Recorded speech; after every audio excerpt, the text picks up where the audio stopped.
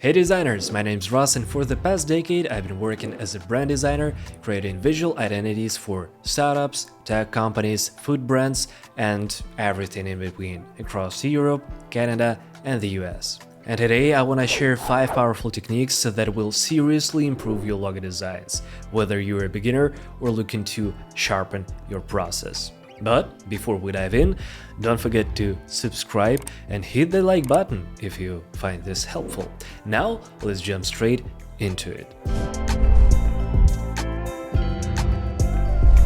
Alright, tip number 1 actually breaks down into 3 mini principles that are absolutely foundational. Your logo must match the brand's identity. It should be easily recognizable and, of course, most of the time, it should be simple. Now let me explain it in details. When I say fit the brand, I mean that your logo has to feel like it belongs to the company. You wouldn't create a pastel-colored bubbly logo for a construction brand, just like you wouldn't use heavy industrial typography for a vegan skincare line.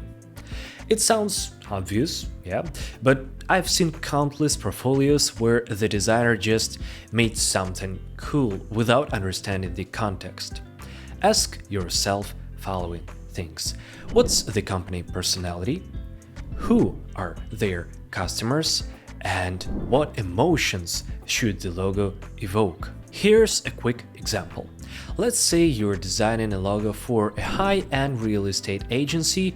Instead of going wild with the bright neon colors, you'd likely lean into clean typography, darker hues like navy or charcoal, and sharp geometric shapes to communicate trust, stability, and luxury. Your role as designer is to translate strategy into shape and color, and that requires research, listening, and of course, empathy. Now, recognition. After you've analyzed the brand's space, you'll probably notice that a lot of competitors follow certain visual trends. That's not a bad thing, it means there's a visual language in the industry. But your logo still needs to be distinct. This doesn't mean it has to scream for attention, it just needs to have a small twist. It could be a slightly unusual layout, a custom letter, a hidden meaning, or a unique symbol. One exercise I use quite often is to line up your logo with the 10 to 15 logos from the same industry. Now, ask a few friends, colleagues, or even your client, which one catches your eye first.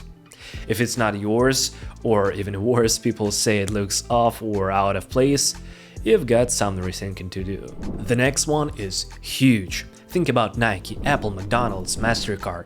These logos are memorable, not because they are complex, but because they are ridiculously simple. A strong logo should work at the size of a billboard, as well as the size of a fav icon or app icon. If your logo looks great at 2000 pixels but becomes a fuzzy mess at 32 pixels, probably you've missed the mark. Here's another tip. Zoom your logo out until it's about the size of a fav icon. Can you still recognize the shape? If not, simplify it. And the next mistake I see all the time is designing in color too early. Here's the rule. If your logo doesn't work in black and white, it doesn't work at all. Don't get me wrong, color is powerful.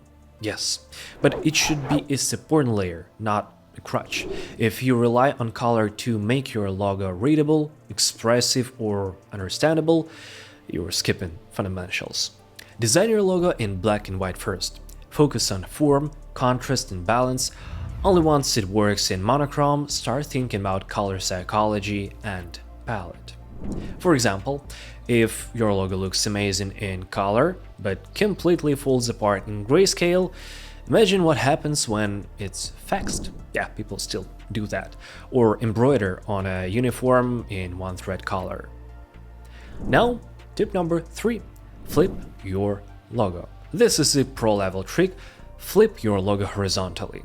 Why does this matter? Because we're used to seeing things left to right. Our brains develop biases for certain directions and flows. And when you mirror your logo, you instantly spot imbalance, weird spacing, or shapes that just doesn't hold up.